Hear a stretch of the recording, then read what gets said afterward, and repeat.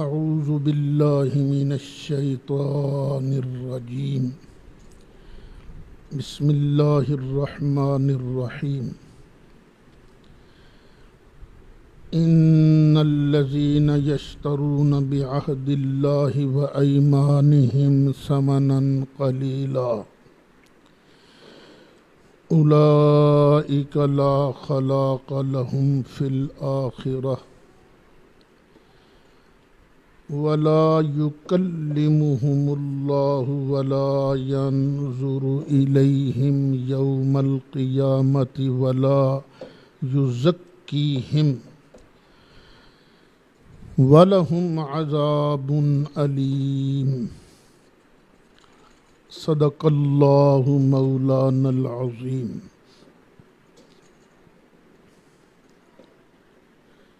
بحمد اللہ آج ہمارا دورہ تفسیر القرآن کا سبق نمبر 55واں ہے اور آیت نمبر ہے سورۃ آل عمران کی 77.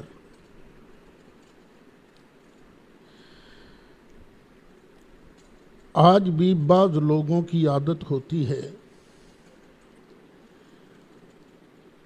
جب وہ سودا بیچنے لگتے ہیں تو کہہ دیتے ہیں اللہ دی قسم ہے مینوں اے سودا کر اینے چ پیا ہے. یہ کوئی طریقہ آج کا نہیں ہے، یہودی بھی اسی طرح کیا کرتے تھے. اللہ تعالیٰ نے ان کو سمجھانے کے لیے ارشاد فرمایا ان الذین یشترون، بے شک وہ لوگ جو خریدتے ہیں بعہد اللہ، اللہ کے عہد، اللہ کے اقرار کے بدلے، وایمانہم، اور اپنی قسموں کے بدلے میں خریدتے ہیں کیا؟ ثمنا قلیلا، تھوڑی سی رقم، ذلیل رقم جو لیتے ہیں اللہ کی قسم کو ڈھال بنا کر. اولئک لا خلاق لهم فی الآخرہ، یہ وہ لوگ ہیں نہیں ہے حصہ ان کا آخرت میں. آخرت میں اللہ کے اجر و ثواب سے انہیں کچھ نہیں ملے گا. کیوں؟ حالانکہ انہوں نے اللہ کا نام لیا ہے، اللہ کے نام کی قسم کھائی ہے، اللہ گواہ کہا ہے. اللہ کا نام لینے کے باوجود ان کو قیامت میں اللہ کی نعمتوں کا کوئی حصہ نہیں ملے گا، کیونکہ انہوں نے اللہ کے نام کو مس یوز کیا ہے، اللہ کے نام کا غلط استعمال کیا ہے. یہاں سے مسئلہ یہ بھی معلوم ہوا کہ کوئی ضروری نہیں جو اللہ کا نام لیتا ہو، دین کا نام لیتا ہو، اس کو آخرت میں کچھ حصہ بھی ملے. یہ کوئی ضروری نہیں ہے. حصہ آخرت کی نعمتوں کا اس کو ملے گا جو اخلاص سے نیت کے ساتھ اللہ کا نام لیتا ہے، دین آگے پہنچاتا ہے. ولا یکلمہم اللہ، اور اللہ ان سے کلام نہیں فرمائے گا. یہ مطلب نہیں ہے کہ کوئی گل بھی نہیں کرے گا، یہ مطلب نہیں. ایک ہوتا ہے پیار سے کلام کرنا اور ایک ہوتا ہے جھڑکیاں دینا. اللہ ان سے پیار سے کلام نہیں کرے گا. ولا ينظر الیہم، اور نہ ہی ان کی طرف دیکھے گا. اللہ دیکھ تو ہر وقت ہر چیز کو رہا ہے نا. یہاں بھی مطلب کیا ہے کہ وَلَا يَنظُرُ إِلَيْهِمْ، اللہ ان کی طرف پیار سے نہیں دیکھے گا یوم القیامہ، قیامت کے دن، ولا یزکیہم، اور نہ ہی ان کو اللہ پاک کرے گا۔ اور کئی لوگ ہوں گے گناہ گار ہوں گے، کافروں کی بات نہیں، گناہ گار ہوں گے، اللہ ان کو پاک کر دے گا، لیکن یہ لوگ جو ہیں نا ان کو اللہ پاک نہیں کرے گا۔ وَلَهُمْ عَذَابٌ أَلِيمٌ، اور ان کے لیے دردناک عذاب ہے۔ وَإِنَّ مِنْهُمْ لَفَرِيقًا يَلْوُونَ أَلْسِنَتَهُمْ بِالْكِتَابِ لِتَحْسَبُوهُ مِنَ الْكِتَابِ، اور بے شک ان لوگوں میں سے، ان یہودیوں میں سے ایک گروپ ایسا ہے، یلوون السنتہم بالکتاب، جو مروڑتے ہیں اپنی زبانوں کو کتاب کے لیے، اپنی زبانوں کو مروڑ کر ایسے الفاظ کتاب میں داخل کریں گے جو کتاب میں نہیں ہیں، تورات کے اندر اپنی طرف سے کوئی مسئلہ بنا کر تورات میں داخل کر دیں گے۔ کیوں داخل کریں گے؟ لِتَحْسَبُوهُ مِنَ الْكِتَابِ، تاکہ تم اس کو سمجھو یہ کتاب میں سے ہے، یہ اللہ ہی کا ہی فرمان ہے۔ کئی لوگوں کی عادت ہوتی ہے نا، وہ اللہ نے فرمایا، کتنے فرمایا آپ دیکھیں نا، اور بیچاروں کو پتہ ہوتا نہیں ہے، لوگ سمجھتے ہیں یہ قرآن کی بات سنا رہا ہے۔ اللہ فرماتا ہے وَمَا هُوَ مِنَ الْكِتَابِ، حالانکہ یہ جو انہوں نے توڑ مروڑ کر اپنی زبان کو پڑھا ہے نا کتاب اللہ سے، یہ کتاب اللہ نہیں ہے۔ وَيَقُولُونَ هُوَ مِنْ عِنْدِ اللَّهِ، اور وہ کہتے ہیں یہ اللہ کی طرف سے ہے۔ وَمَا هُوَ مِنْ عِنْدِ اللَّهِ، اور حقیقت یہ ہے کہ یہ اللہ کی طرف سے نہیں ہے۔ وَيَقُولُونَ عَلَى اللَّهِ الْكَذِبَ، یہ اللہ پر جھوٹ بولتے ہیں۔ وَهُمْ يَعْلَمُونَ، اور یہ جانتے بوجھتے، جان بوجھ کر اللہ پر جھوٹ بولتے ہیں۔ تو جو حضرات مبلغین ہیں، دین کا کام کرنے والے ہیں، ان پر لازم یہ ہے کہ جس مسئلے کا انہیں علم نہ ہو صاف صاف کہہ دیں ہمیں نہیں پتہ۔ یہ نہ کہیں کہ اللہ نے یہ کہا ہے، پتہ ہی نہیں تمہیں تو کیوں کہتے ہو تم یہ اللہ نے کہا ہے؟ کوئی ایسی بات جو اللہ نے نہیں کہی، نبی کریم علیہ السلام نے نہیں کہی، وہ اللہ رسول کی طرف منسوب کرنا انتہائی گھناؤنا جرم ہے۔ یہودی بھی آتے تھے سرکار کے پاس، عیسائی بھی آتے تھے۔ نبی کریم علیہ السلام نے فرمایا تم یہ کیا عیسیٰ علیہ السلام کو رب بنائے بیٹھے ہو؟ انہوں نے کہا جی یہ تو ہمیں جناب عیسیٰ نے حکم دیا ہے کہ میری عبادت کرو، میں تمہارا معبود ہوں۔ اب ان کی تردید کے لیے یہ آیتیں نازل ہوئیں، ما کان لبشر، کسی بشر کے لیے یہ جائز نہیں، ان یؤتیہ اللہ الکتاب، کہ اللہ اسے کتاب عطا فرمائے، والحکمہ، اور حکم عطا فرمائے، والنبوۃ، اور نبوت عطا فرمائے۔ جس بشر کو اللہ تعالیٰ کتاب عطا فرمائے، حکم فیصلہ کرنے کی طاقت عطا فرمائے، اور پیغمبری عطا فرمائے، اس بشر کے لیے یہ جائز نہیں۔ کیا جائز نہیں؟ ثم یقول للناس، پھر وہ نبوت ملنے کے بعد لوگوں سے کہے، کونو عباد لی، اور میرے عبد بن جاؤ، میری عبادت کرو۔ کسی نبی کے لیے جائز نہیں کہ نبوت ملنے کے بعد اللہ کی عبادت کی بجائے اپنی عبادت کی تعلیم دے۔ کونو عباد لی، کہ بن جاؤ میرے بندے بن جاؤ، میری عبادت کرو، من دون اللہ، اللہ کے مقابلہ میں۔ یہ کوئی نبی ایسے نہیں کرتا۔ ولیکن، لیکن وہ کیا کہتا ہے جس کو نبوت ملتی؟ کہتا کونو ربانیین، اوے رب والے بن جاؤ، رب والے۔ ربانیین اصل میں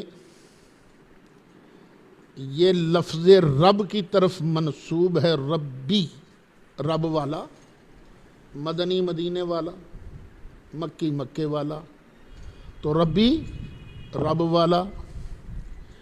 لیکن کبھی کبھی مبالغہ کے لیے لفظ الف نون کا اضافہ کر دیا جاتا ہے۔ اب ربانی، رب والا، یعنی یہ ہے ہی بالکل رب والا۔ ربانی کا معنی کیا ہے؟ رب والا۔ لیکن نبی آن کے کیا کہتا ہے؟ بنو ربانیین، رب والے بنو۔ حضرت عبداللہ بن عباس رضی اللہ عنہما ارشاد فرماتے ہیں ربانیین کا معنی کیا ہے؟ کونو علماء و فقہاء، کہ ربانیین کا معنی یہ ہے تم عالم بنو، فقیہ بنو۔ کیا بنو؟ عالم بنو، فقیہ بنو۔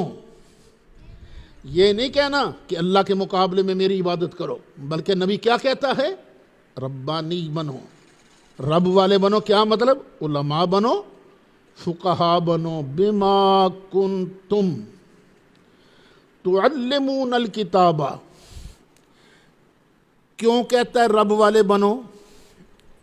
اس لیے کہ تم لوگ جو ہو نا، وہ تو کتاب نہیں آگے تعلیم دیتے، تورات کی تعلیم دیتے ہو نا تم لوگ آگے۔ تو جو بندہ اللہ کی کتاب کی تعلیم دے وہ بھی لوگوں کو یہی کہے رب والے بنو، عالم بنو، فقیہ بنو۔ وَبِمَا كُنْتُمْ تَدْرُسُونَ، اور اس لیے کہ تم پڑھتے پڑھاتے بھی ہو، اسی کا درس دیتے ہو نا کتاب اللہ کا۔ جو بندہ کتاب اللہ، اب ہمارے پاس کتاب اللہ کیا ہے؟ یہی قرآن شریف۔ تو جو بندہ بھی قرآن شریف پڑھتا پڑھاتا ہے، قرآن پاک کی تعلیم دیتا ہے، اس پر لازم ہے ہر بندے کو یہی کہے اوے خدا کے بندے بنو، اللہ کی عبادت کرو، بس یہی کہتا ہے وہ کسی اور کی عبادت کا حکم نہیں دیتا۔ لیکن ایک بات یہاں یاد رکھنے والی ہے، عبد کا معنی عبادت کرنے والا بھی ہوتا ہے، اور عبد کا معنی غلام بھی ہوتا ہے۔ غلام، یہ یاد رکھنا، عبد کا معنی غلام بھی ہوتا ہے۔ قرآن کہتا ہے من عبادکم، تمہارے غلاموں میں سے، غلاموں میں سے یہ غلام کو بھی عبد کہا جاتا ہے۔ اگر بندے کی نیت یہ ہونا کہ عبد کا معنی غلام ہے تو پھر وہ اپنے آپ کو عبد مصطفیٰ کہہ سکتا ہے۔ لیکن اگر کسی کو شک پڑتا ہو کہ یہ عبد مصطفیٰ کہہ کر اپنے آپ کو مصطفیٰ کا عبادت کرنے والا کہہ رہا ہے تو پھر نہیں کہنا۔ یہ عبد مصطفیٰ وہ لوگ کہہ سکتے ہیں جو دل و جان سے اپنے آپ کو نبی کریم علیہ السلام کا نوکر اور غلام کہتے ہیں، سمجھتے ہیں، اور سچا معبود صرف اور صرف اللہ واحد کو جانتے ہیں۔ ہمارے کئی بزرگ سرکار کی غلامی کی وجہ سے اپنے آپ کو عبد و مصطفیٰ کہتے ہیں، سرکار اعلیٰ حضرت بھی ان کی جو مور تھی وہ کیا تھی؟ عبد المصطفیٰ، یعنی نبی پاک علیہ السلام کا نوکر، نبی کریم علیہ السلام کا غلام۔ یہ آیت ذہن میں رکھ کے نا پھر بات کو پورا سمجھنے کی کوشش کرنی ہے، وگرنہ کئی لوگ تمہیں گمراہ کریں گے، تم جی اپنے آپ کو عبد المصطفیٰ کیوں کہتے ہو؟ بھئی یہاں جب ہم عبد المصطفیٰ کہتے ہیں تو ہم سرکار کی نوکری کا اعلان کرتے ہیں، سرکار کی غلامی کا اعلان کرتے ہیں۔ اچھا، ایک تو کسی نبی کو یہ ہے ہی نہیں حق کہ نبوت ملنے کے بعد وہ اپنی عبادت کا حکم دے وے، وَلَا يَأْمُرَكُمْ، اور نہ ہی تمہیں وہ حکم دے گا نبوت ملنے کے بعد ان تتخذوا الملائکۃ، کہ بناو فرشتوں کو، والنبیین اربابا، اور نبیوں کو رب۔ وہ فرشتوں کو اور نبیوں کو رب بنانے کا حکم کبھی نہیں دے گا۔ وہ رب کہے گا صرف ایک اللہ کو مانو بس، اور کسی کو نہیں۔ اَیَأْمُرُکُم بِالْکُفْرِ بَعْدَ اِذْ أَنْتُم مُسْلِمُونَ، کیا وہ تمہیں حکم دے گا کفر کا بعد اس کے کہ تمہیں مسلمان بنائے؟ تمہارے مسلمان ہونے کے بعد وہ تمہیں کفر کا حکم نہیں دے گا۔ یہاں سے پتہ چلا کسی اور کو رب ماننا یہ کفر ہے۔ رب ماننا، معبود ماننا، یہ کیا ہے؟ کفر ہے۔ لیکن جب پورا قرآن پڑھو نا تو بعض اوقات بندے کو بھی رب کہا گیا ہے، لیکن اس وقت رب کا معنی معبود نہیں ہوتا۔ رب کا معنی ہوتا ہے بس پرورش کرنے والا، مالک، یہی معنی ہے۔ جس طرح یوسف علیہ السلام نے کہا تھا، وہ جو خواب کی تعبیریں نہیں پوچھنے والے آئے تھے، اما احدکما فیسقی ربہ خمرا، وہ جو ہے نا جس نے تعبیر پوچھی تھی کہ میں انگور نچوڑ نچوڑ کر شراب بنا رہا ہوں، اس کی خواب کی تعبیر یہ ہے، یہ بری ہو جائے گا، الزام اس پر ثابت نہیں ہوگا، اور یہ ڈیوٹی پر بحال ہو کر اپنے رب کو شراب پلائے گا۔ اپنے رب کو، یہ یہاں رب کون ہے؟ معبود نہیں، بادشاہ، پالنے والا۔ تو پتہ یہ چلا کہ ایک ہے رب اللہ، ایک ہے رب بادشاہ۔ رب پالتا ہے، بادشاہ بھی پالتا ہے، پر فرق ہے زمین و آسمان کا۔ رب جب پالتا ہے تو کسی سے لیتا تو کچھ نہیں، اپنی رحمتوں سے پالتا ہے، نہ کوئی لالچ ہے نہ کوئی، اور ہر ایک کو پال رہا ہے۔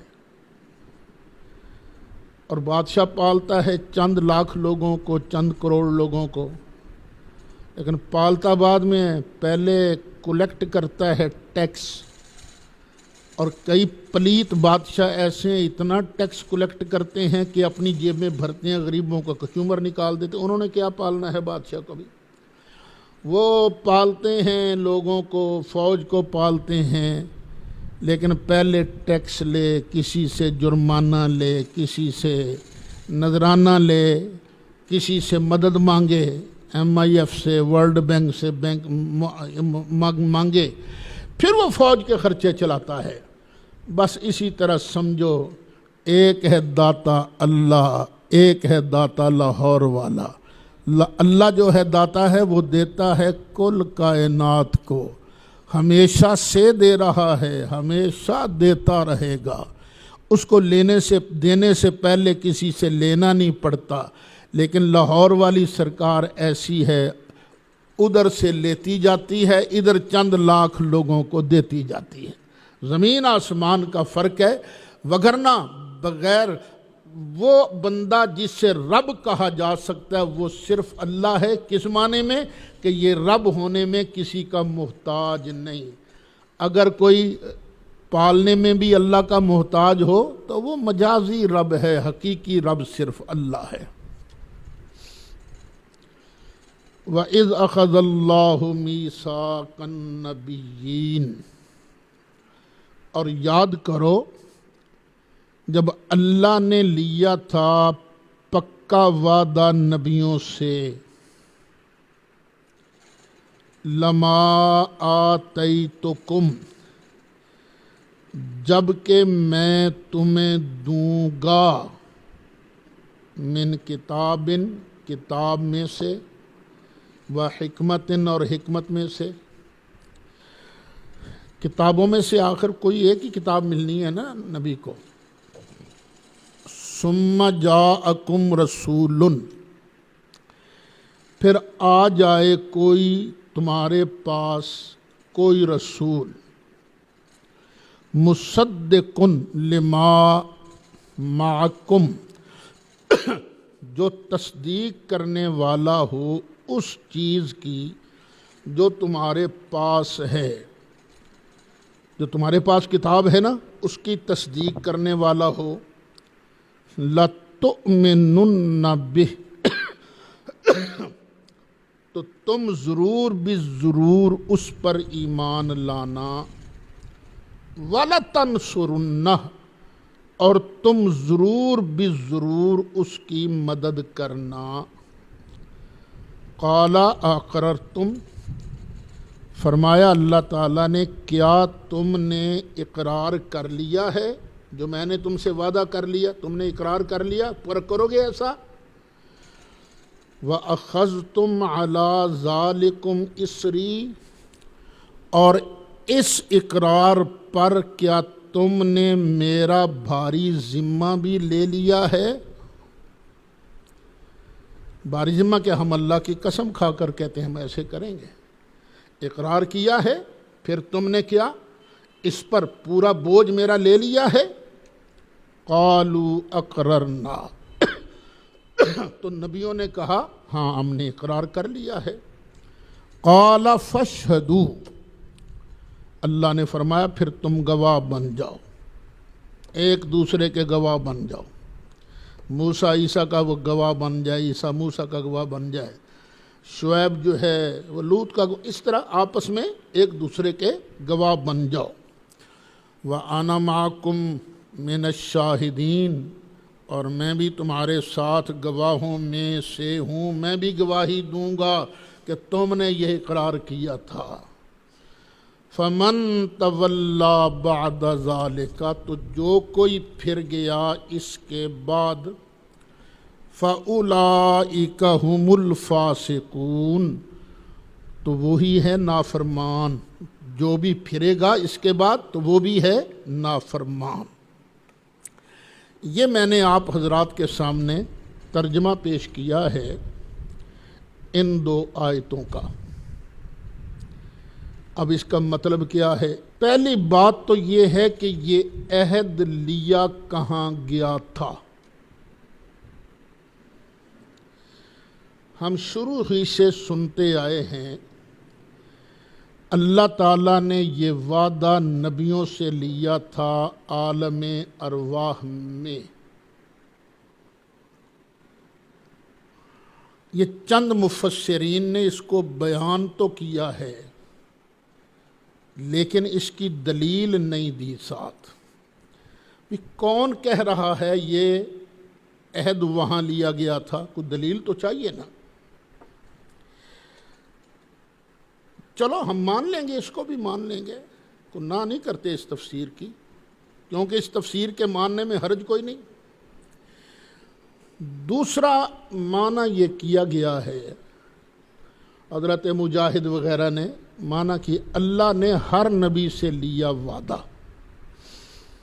دیکھو تم نبوت کی ڈیوٹی سر انجام دے رہے ہوگے،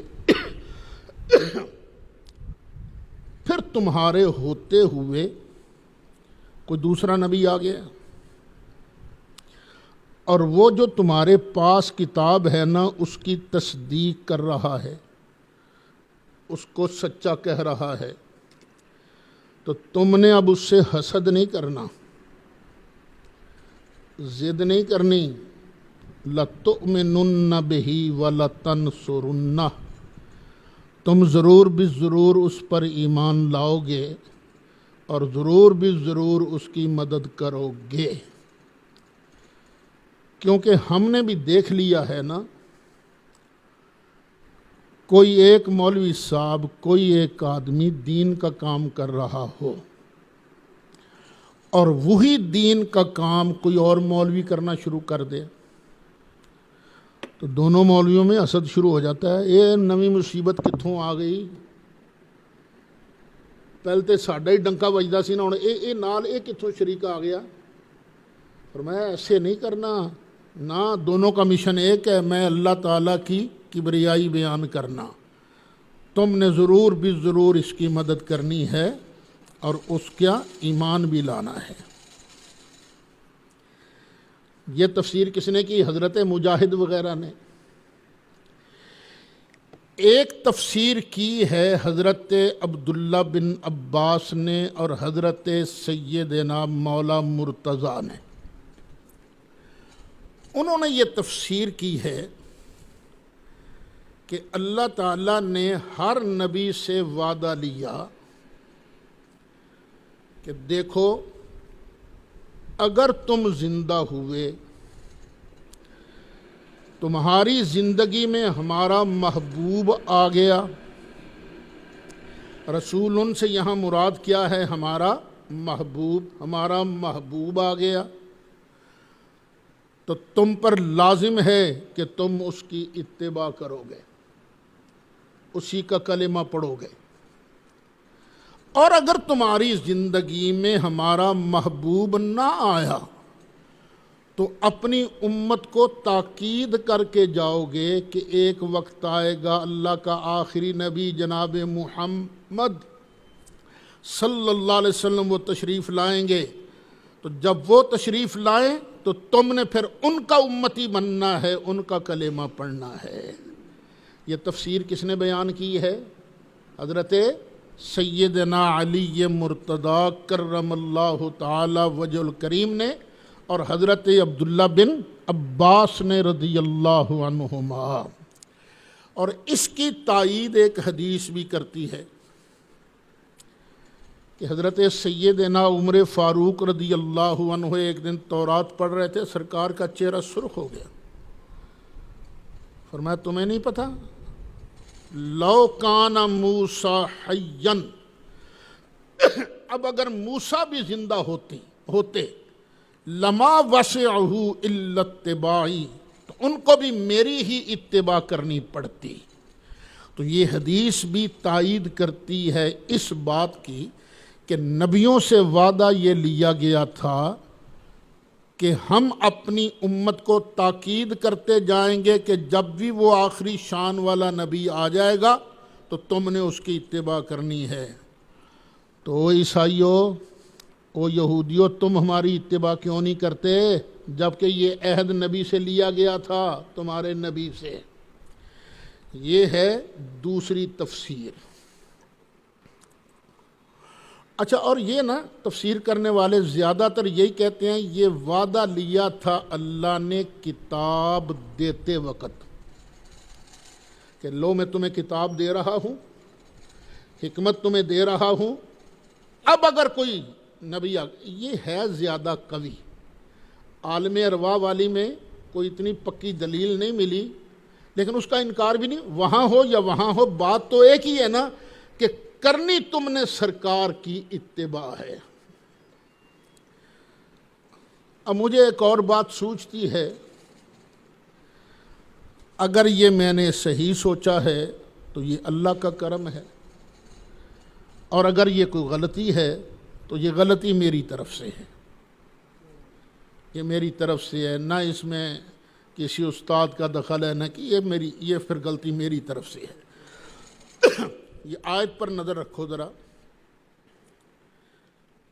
وَإِذْ أَخَذَ اللَّهُ مِيثَاقَ النَّبِيِّينَ، یاد کرو وہ وقت جب اللہ نے سب نبیوں سے وعدہ لیا۔ اور یہ شاید کتاب کے دینے سے پہلے کی بات ہے، عالم ارواح کی۔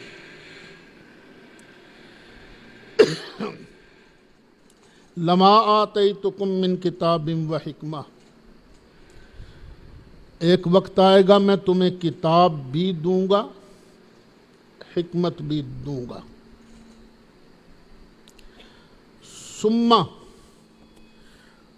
ثم آتا ہے تراخی کے لیے۔ ثم کا مطلب ہے پہلی چیزیں پہلے، اب ثم کے بعد جو چیز آئے گی وہ بعد میں۔ اللہ سب نبیوں کو کہہ رہا ہے تمہیں میں دوں گا پہلے کتاب، حکمت، پھر تم سب کے آخر میں جاءکم رسول، میرا شان والا رسول آ جائے گا۔ جب میرا شان والا رسول آ جائے گا لَتُؤْمِنُنَّ بِهِ، تو تم نے ضرور بالضرور ان پر ایمان لانا ہے، ان کا کلمہ پڑھنا ہے۔ وَلَتَنْصُرُنَّ، اور ان کی تم نے ضرور بالضرور مدد کرنی ہے۔ وعدہ کون لے رہا ہے؟ اللہ۔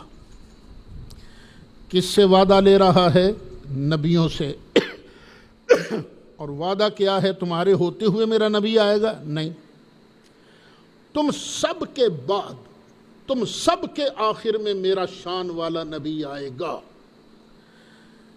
کسی نبی نے یہ نہیں کہا کہ رب العالمین ہم تو اس وقت قبر میں ہوں گے، ہمیں کیا پتہ چلے گا تیرا نبی آ گیا کہ نہیں آ گیا، ہم اس پر ایمان کیسے لائیں گے، اس کی مدد کیسے کریں گے؟ یہ کسی نے نہیں کہا۔ پتہ کیا چلا؟ اللہ کا نبی قبر میں بھی چلا جائے نا تو اس کو پتہ ہوتا ہے، وہ زندہ ہوتا ہے۔ یا اللہ بالکل، اللہ نے فرمایا اقرار کر لیا تم نے؟ ہاں جی ہم نے اقرار کر لیا۔ اچھا، اب نبیوں نے سرکار کا کلمہ پڑھا، یہ ہمیں کیسے پتہ چلے گا جی پڑھا ہے کہ نہیں پڑھا؟ تو یہ بات ہمیں بتانے کے لیے اللہ تعالیٰ نے شب معراج سب نبیوں کو بیت المقدس میں جمع کر دیا۔ چلو بھئی سارے ہمارے محبوب کے پیچھے نماز پڑھو، ان پر ایمان لانے کا اعلان کرو۔ سب نبیوں نے وہاں پر نماز پڑھی سرکار کے پیچھے۔ یہ ظہور ہوا ہے لَتُؤْمِنُنَّ بِهِ کا۔ پھر آگے ہے تم نے مدد بھی کرنی ہے۔ تو یہ سارے نبیوں نے سرکار کی مدد کب کی ہے؟ یہ قرآن تو کہتا ہے نا اللہ نے پکا وعدہ لیا، اور پکا وعدہ لے کر کچھ بھی نہیں، یہ تو نہیں ہو سکتا نا۔ پکا وعدہ لیا ہے تو ظاہر ہے اس پر عمل بھی ہوا ہوگا۔ عمل کیسے ہوگا؟ اللہ تعالیٰ قیامت سے پہلے جناب عیسیٰ علیہ السلام کو سب نبیوں کا نمائندہ بنا کر دنیا میں بھیجے گا۔ اس لیے اس نے آسمان پر اٹھا لیا ہے نا اپنے عیسیٰ علیہ السلام کو، کہ یہ اسی وعدہ کی تکمیل کے لیے میرا عیسیٰ جائے گا، میرے مصطفیٰ کی شریعت کا حکم دے کر لَتَنْصُرُنَّ، میرے محبوب علیہ السلام کے دین کی مدد کرے گا۔ تو یہ میری اپنی تفسیر ہے، قبول آ جائے تو بسم اللہ، صحیح ہو تو اللہ تعالیٰ اس کو قبول فرمائے اور میرے جنت میں داخلے کا سامان بنائے، اگر کوئی غلطی ہے تو اللہ تعالیٰ مجھے معاف فرما دے۔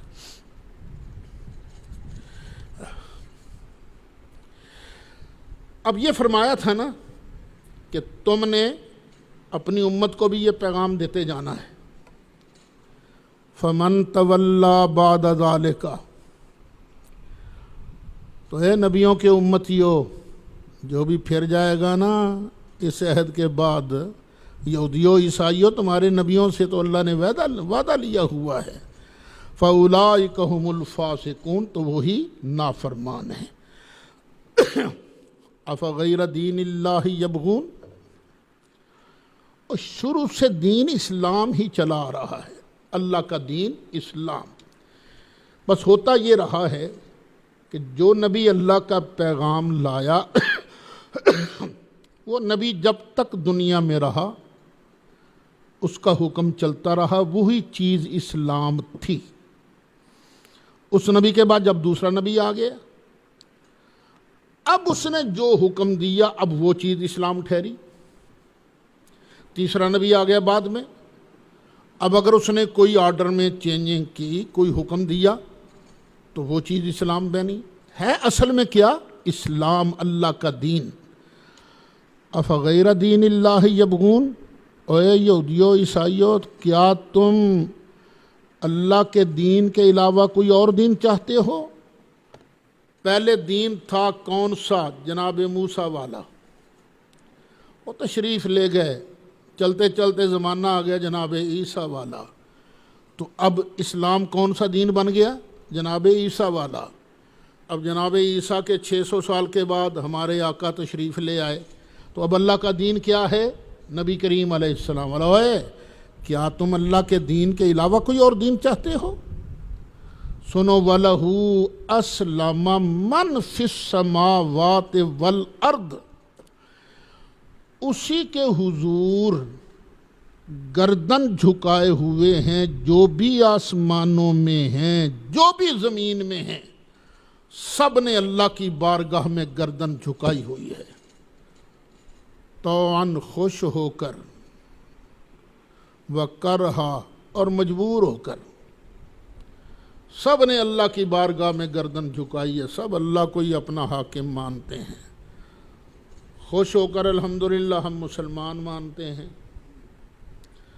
کافر خواہ اللہ کا منکر ہے لیکن مجبور ہو کر مانتا تو اسی کو ہی ہے نا، چلتی تو اسی کی ہے۔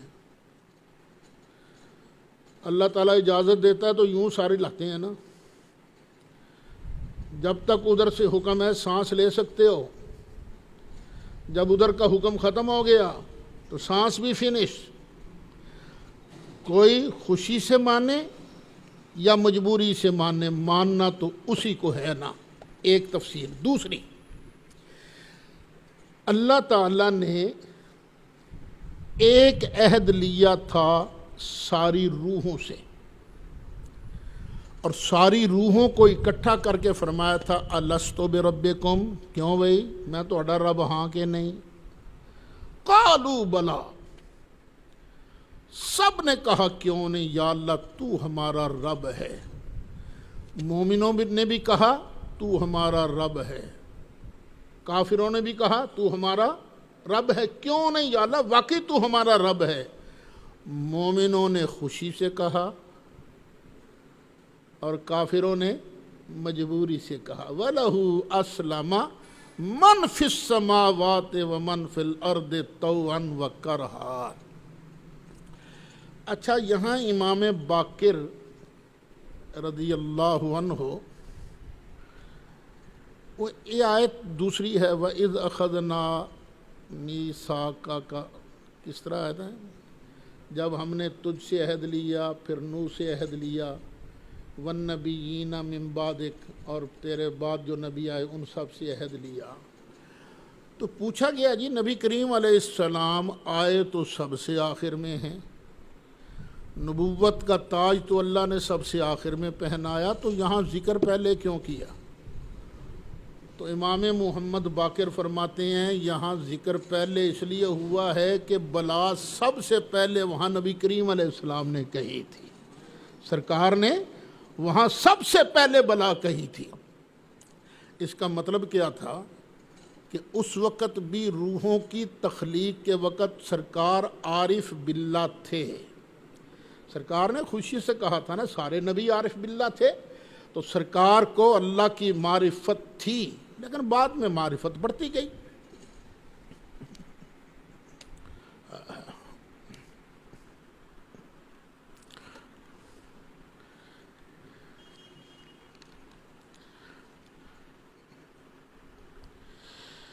وَإِلَيْهِ يُرْجَعُونَ، سب نے مانا ہے خوشی سے، جو بھی آسمانوں میں ہیں اور زمین میں ہیں، خوشی سے اور مجبوری سے، اور اسی کی طرف وہ پھریں گے۔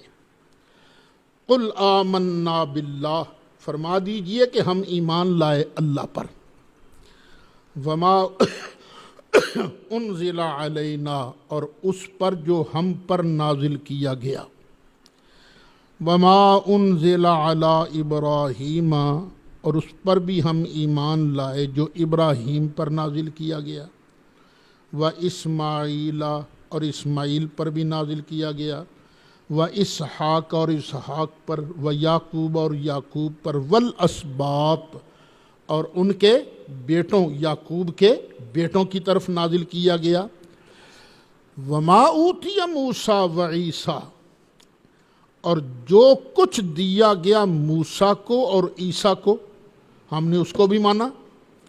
اب دیکھیے اولاد یعقوب میں اسباط کے اندر حضرت موسیٰ بھی داخل ہیں، حضرت عیسیٰ بھی داخل ہے، لیکن سلسلہ نبوت کے اندر جو نبوت والی زنجیر ہے نا، اس میں جناب موسیٰ اور جناب عیسیٰ کا نام بڑا چمکتا دمکتا ہے، اس لیے ان کا نام آ گیا الگ۔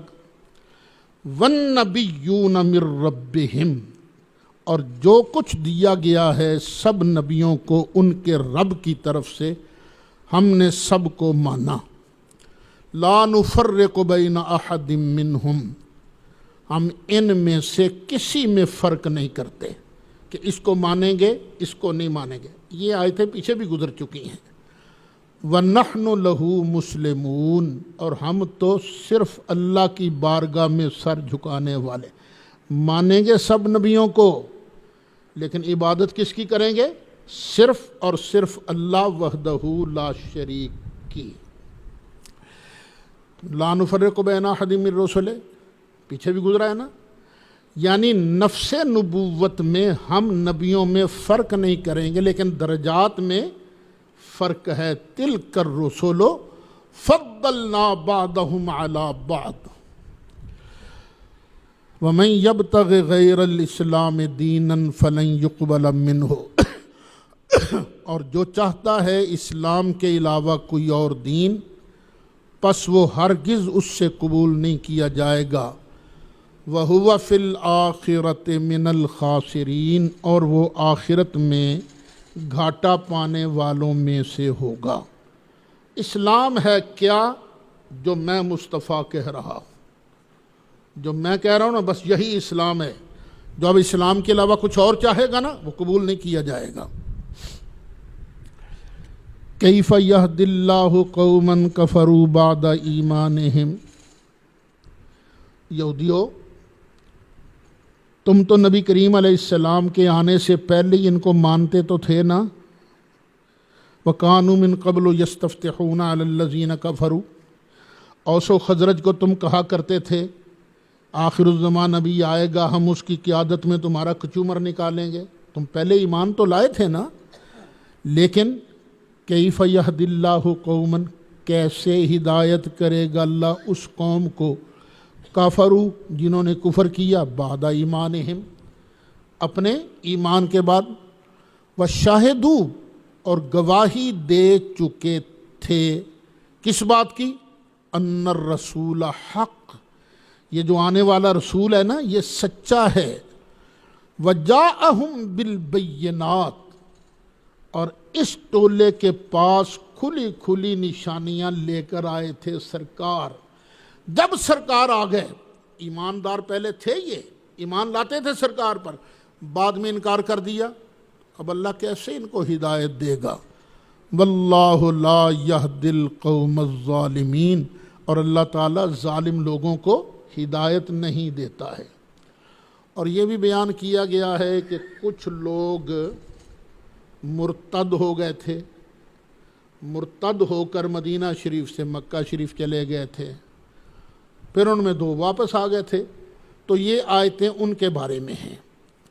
اولئک جزاؤہم ان علیہم لعنت اللہ والملائکۃ والناس اجمعین، یہی لوگ ہیں کہ ان کا بدلہ یہ ہے کہ بے شک ان پر اللہ کی لعنت ہو اور فرشتوں کی اور سب لوگوں کی، خالدین فیہا، اس میں ہمیشہ ہمیشہ رہیں گے، لا یخفف عنہم العذاب، ان سے عذاب ہلکا نہیں کیا جائے گا۔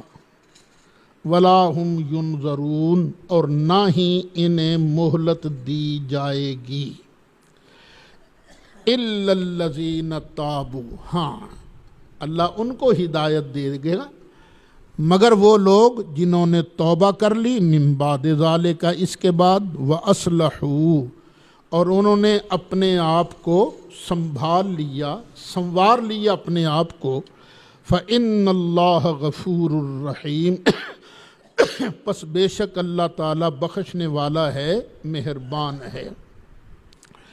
ان الذین کفروا بعد ایمانہم، بے شک وہ لوگ جنہوں نے کفر کیا اپنے ایمان کے بعد، ایمان لے آئے پھر منکر ہو گئے، ثم ازدادوا کفرا، پھر بڑھتے گئے کفر کے اندر، جوں جوں آیتیں اترتی گئیں سرکار کی شان بڑھتی گئی تو وہ جلتے گئے، کفر میں بڑھتے گئے، لن تقبل توبتہم، ہرگز ان کی توبہ قبول نہیں کی جائے گی، وَأُولَئِكَ هُمُ الضَّالُّونَ، اور یہی لوگ ہیں بہکے ہوئے۔